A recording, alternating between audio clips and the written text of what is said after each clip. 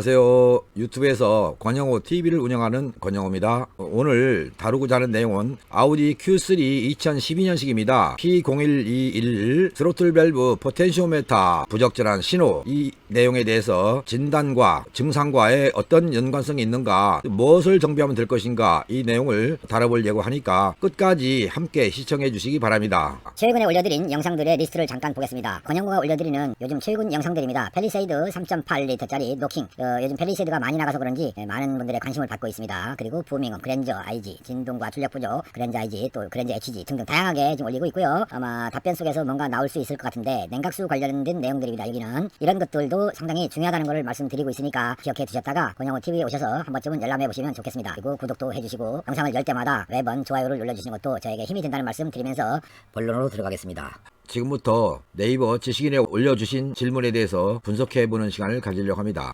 진단 시에 고장 코드로 P0121 스로틀 밸브 포텐시오메타 부적절한 신호라고 되어 있습니다. 이 내용인데, 이것이 뜨게 된 자동차는 무엇인가? 아우디 Q3죠. 2012년식 12만 킬로 주행했고요. 출근 중에 신호 대기 중 시동 꺼지고 엔진 관리 시스템 경고등이 떴다. 진단을 해봤더니 P012100 이렇게 되어 있는데요. 사실은 P0121입니다. 이렇게 네 자릿수로 끝나게 되는 고장 코드가 떴다, 이런 말씀인데, 이거는 트로틀 밸브 포텐시오메타라는 것이 뭐냐, 특별하지 않습니다. 0, 5 이렇게 되어 있습니다. 여기가 정상적으로 공회전 중에는 이렇게 이 부분을 가리키고 있다가 엑셀 페달을 밟으면 점점 올라가서 이렇게 밟히는 겁니다. 데이터가 바뀌고, 이들의 변화된 데이터 값을 ECU가 읽습니다.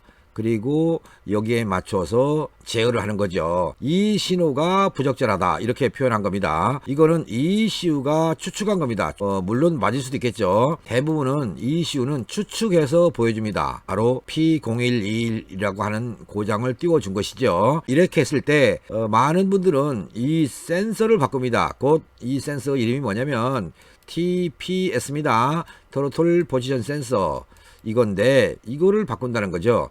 이거를 바꾸기 전에 다른 것이 먼저 필요하다, 이 말씀을 드리려고 하는 것이고, 이 내용을 아셔야만이 올바른 정비를 한다, 곧 낭비 없는 정비를 하게 하려고 영상 답변을 열었습니다. 무엇이 어떻게 결론이 날 것인가를 끝까지 들어보시기 바랍니다. P0121이라고 하는 고장 코드는요, 아우디에서만 생기는 게 아니라 어느 자동차, 여러분들이 사용하는 모든 자동차에서 다 띄워줄 수 있는 고장 코드라는 말씀을 드립니다. 왜 그런지 지금부터 보셔야 될 것 같습니다. 그래서 스로틀 밸브를 바꾸라는 결론과 예열 플러그를 바꾸라 라고 하는 결론이 나왔던 것 같아요. 어디서 진단하실 때. 부터 서비스에서는, 아우디 AS 센터에서는 무조건 입고하라 라고 되어 있는데요.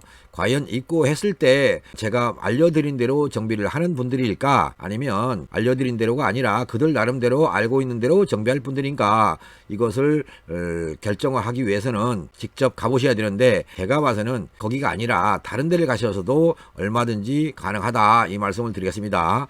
TPS가 진짜 고장인지 아닌지는 이렇게 진단합니다. 이것이 스캐너에서 나오는 오실로스코프의 화면이라고 생각하십시오. 그리고 파형을 찍었습니다. TPS에다가 신호를 대갖고 파형을 찍습니다. 이렇게 나옵니다. 엑셀 페달을 밟습니다. 밟으면 이렇게 올라갑니다. 밟은 상태로 가만히 있으면 이렇게 갑니다. 이렇게. 이게 TPS의 파형입니다. 신호대기 중 시동이 꺼졌다 그랬어요. 그러면 신호대기 중이니까 지금 이 부분입니다. 신호대기를 했다는 얘기는 자동차가 서 있다는 얘기고, 엑셀 페달을 밟지 않았다는 뜻이고요. 여기서는 일자로 나온다. 이런 모습이 어떻게 나오는가를 봐주시라.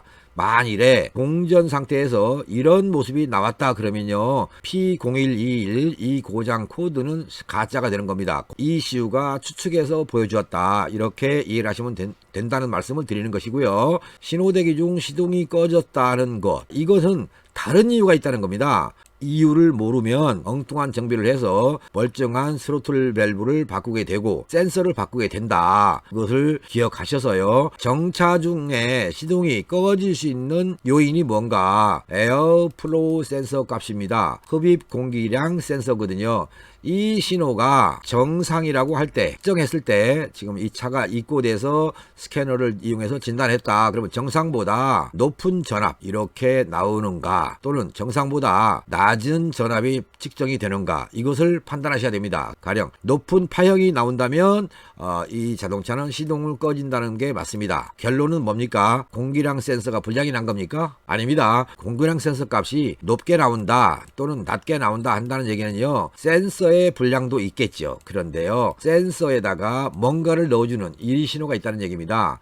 이 원인이 있어서 센서 값이 변한 겁니다. 이렇게 보시죠. 우리가 혈압을 측정합니다. 120에 80이라고 하는 정상 혈압이 있습니다. 혈압이죠. 그럼 혈압은 뭘로 측정했습니까? 혈압계죠. 120에 80은 뭡니까? 나죠, 나. 내 몸의 혈압을 측정했더니 120에 80이 나왔다. 어떤 분을 측정했습니다. 그랬더니 150에 60이 나왔다. 그러면 혈압계를 바꿀 겁니까? 혈압계가 나빠서 이렇게 숫자가 높게 나온 겁니까? 곧 에어프로 센서 값이 높은 원인이 따로 있는 것이지, 에어프로 센서가 불량이 나서 높아졌다, 이거는 아니란 얘기입니다. 곧 무슨 말씀이냐, 혈압이 높게 나온다고 혈압계를 바꾸지 않는 것처럼 내 몸에 문제가 있어서 혈압이 높게 나왔으니까 내 몸을 치료해서 혈압을 내린다, 이렇게 보시면 되지 않겠습니까? 그와 똑같은 생각으로 정비를 해야 된다, 이 말씀을 드리는 것입니다. 그 다음에 두 번째로서 시동이 꺼질 수 있는 조건이 있습니다. 냉각수 온도입니다. WTS라고 합니다. 냉각수 온도 센서 값이 비정상이 나오면 시동이 꺼집니다. 꺼지지 않는 경우도 있겠죠. 어떤 경우 RPM이 흔들리는 상태, 이럴 수도 있습니다. 결론은 뭡니까? 냉각수 센서 값이 비정상이다. 그럼 뭐예요? 냉각수 온도는 엔진의 온도겠죠. 곧 냉각수, 그 다음에 엔진 자체 온도가 있습니다. 바로 이 온도가 비정상이 되면 똑같이 온도 센서로, 냉각수 온 센서로 영향을 주고요, 그 센서 값을 우리는 스캐너를 통해서 읽는 것입니다. 또는 파형을 통해서 읽어내는 것입니다. 결론은 뭡니까? 냉각수가 잘못되어 있는가, 서머스탯이 잘못되어 있는가, 엔진의 공연비는 맞는가, 이런 겁니다. 공기와 AFR입니다. 공기와 연료의 비율이 안 맞으면 엔진 온도가 높아집니다. 그러면 냉각수가 아무리 좋아도 엔진의 종합적인 엔진의 온도는 높습니다. 내 거는 중간에 있는데, 이렇게 말씀하시면 안 됩니다. 왜냐하면 계기판에서 여러분들이 보고 있는, 우리 선생님이 보는 계기판에는 H라는 거 있죠. 하이, 맨 밑에가 C라고 하는 콜드가 있죠. 하프가 있고요. 지침이 어떻게 지시합니까? 하프라인보다 조금 내려야 있죠. 이런 모습을 보는 거예요. 이게 냉각수 온도가 정상이라고 하는 거예요. 그런데 사실은 여기서 말씀드렸던 WTS는요, 이 계기와 온도하고 다릅니다. 이게 아닙니다. 곧 계기판에서 볼 수 있는 온도와 ECU로 가는 온도 센서가 따로 있다는 말씀을 드리는 것입니다. 곧 냉각수 온도 센서가 ECU로 들어가서 비정상적인 신호가 들어갔으니까 비정상 제어를 한다. 그래서 시동이 꺼질 수 있다. 이렇게 알아두시면 되겠고요. 또 하나, 세 번째로 엔진의 토크 제어량입니다. 뉴턴 메타라고 단위가 나오는데요, 엔진의 토크 제어량 값이 비정상이다. 그러면 시동을 끕니다. 곧 스캐너를 통해서 이건 알 수 있습니다. 굳이 이건 파형으로 보는 게 아니고요, 스캐너에서 데이터로 봅니다. 그래서 엔진의 토크 제어량이 실린더가 4개라고 하고요, 하나, 3번, 또 2번, 1번 이렇게 있습니다. 4번의 힘이 100, 3번의 힘이 90, 2번의 힘은 110, 1번은 80, 이렇게 힘이 나온다고 생각하세요. 그러면 어떻게 됩니까? 엔진의 힘이 언밸런스죠. 그러면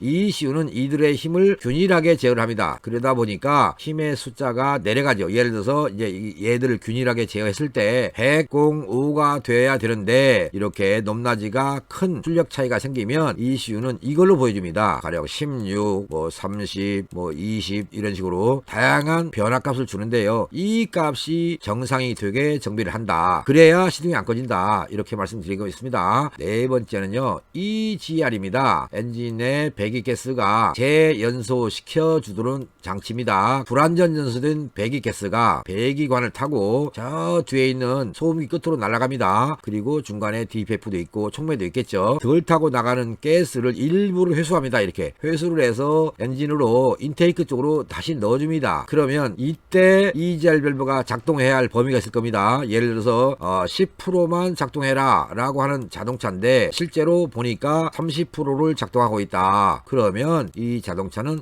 시동이 꺼집니다. 결론은 트로틀 밸브 포텐시오메타의 고장이 아니라 지금까지 나열해 드렸던 4가지 조건, 이것들이 곧 시동을 끄는데 왜 이 ECU는 TPS에 문제가 있다라고 의심을 했느냐. 그게 바로 컴퓨터입니다. 자동차용 컴퓨터는 특히 P코드는 P0121이었지 않습니까? 이 고장 코드는 엔진과 변속기를 통칭해서 파워트레인의 약자로 쓰는 P이기 때문에요. 엔진인지 변속기인지 구분이 안 된다는 거예요. 그래서 ECU가 상상하고 추측하는 겁니다. 그래서 보여준 곳이 이거 고장 코드이기 때문에요. 진짜 고장 코드라고 그걸 모르면 낭비만 한다. 뭐 TPS를 우리 선생님 지금 제가 답변을 안 드렸다고 치면 TPS를 바꿀 겁니다. 또 여기 정비사님 말씀대로 스로틀 밸브를 바꿉니다. TPS가 붙어있는 몸뚱아리입니다. 몸체. 이 몸체까지 바꾼다는 얘기입니다. 그러면 됐겠지라고 생각하고 운행을 해봤더니 똑같은 증상이 나온다 이런 얘기입니다. 그럼 똑같은 증상이 안 나오게 하려면 제시해드렸던 4가지를 정비하시라는 얘기입니다. 4가지 모두 다 바꾸란 뜻이 아닙니다. 하나하나 진단해서 사형으로 데이터로 보고 난 다음에 얘가 잘못됐구나 그래서 하는 겁니다. 여기서 중요하게 아셔야 할 것이 있습니다. AFR이라고 했었죠. 이 공연비인데요. 이 공연비가 안 맞는 자동차들이 참 많습니다. 공연비는 무엇 때문에 안 맞느냐? 바로 오일 때문에, 냉각수 때문에. 차 나와서 몇 번이나 바꾸셨습니까? 아마 거의 바꾼 적 없으실 겁니다. 그리고 오일 같은 경우에 점도가 되겠고요. 또 하나는 교환 주기입니다. 5,000km마다 바꾼다, 10,000km마다 바꾼다, 2만에 바꾼다 이런 식으로 오일 교환 주기가 있는데요. 오일 점도가 잘못돼도 공연비가 깨지고요. 냉각수가 잘못돼도 공연비가 깨지고요. 교환 주기가 잘못돼도 곧 공연비가 깨집니다. 이렇게 되면 엔진 온도가 올라갑니다. 뭘로? WTS 값을 통해서 올라갑니다. 그러니까 계기판을 통해서 운전할 때 보는 계기판을 통해서는 내 차는 항상 정상이다 이렇게 판단하시면 안 된다 이 말씀을 드리는 것입니다. 또 하나 공기량은 나왔죠. 그러면 연료량이 나옵니다. 여기서 연료 분사량, 인젝터의 분사량이 과연 얼마냐? 이거는 뭘로 결정을 하냐면요. 레일 압력입니다. RPS라고 하는